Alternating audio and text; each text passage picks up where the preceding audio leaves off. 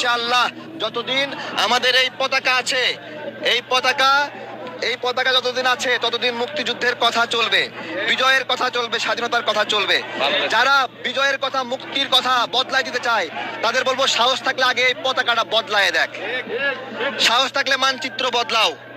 কি বদলাতে হবে না? তাহলে নতুন যদি বলে কয় বাংলাদেশ নাকি নতুন, নতুন হইলে পতাকা নতুন একটা নিয়ে আসো। মানচিত্র বাংলাদেশ যা তাই আছে। যারা অন্যায় করেছে তাদের বিরুদ্ধে আমরা লড়াই করছি, আন্দোলন করছি, তার মানে মুক্তিযুদ্ধের ইতিহাস মাটির সাথে মিশাই দেবে।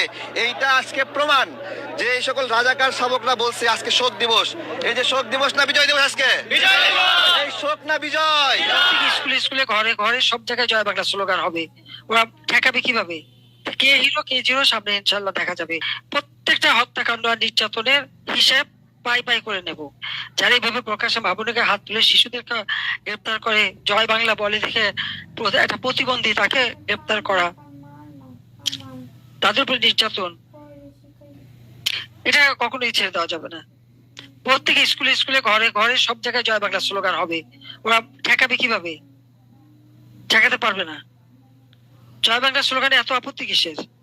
এটা বাংলাদেশে বিজয় ঘোষণা করা হয়, এটা পছন্দ হবে না। তাহলে কি প্যারে পাকিস্তান করবে?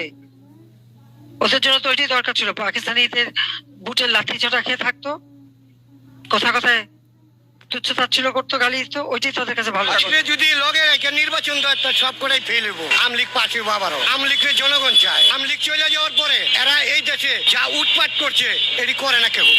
এই মাছের মেল ফ্যাক্টরি জ্বালাই দিছে, বাড়িঘর ভাঙচুর করে আছে। বাড়িঘর ভাঙচুর না করে এটা সরকারের আন্ডারে নিয়ে ভাড়া দিয়ে ওই টাকাটা সরকারি বরাদ্দই করে তো, তা করায় নাকি?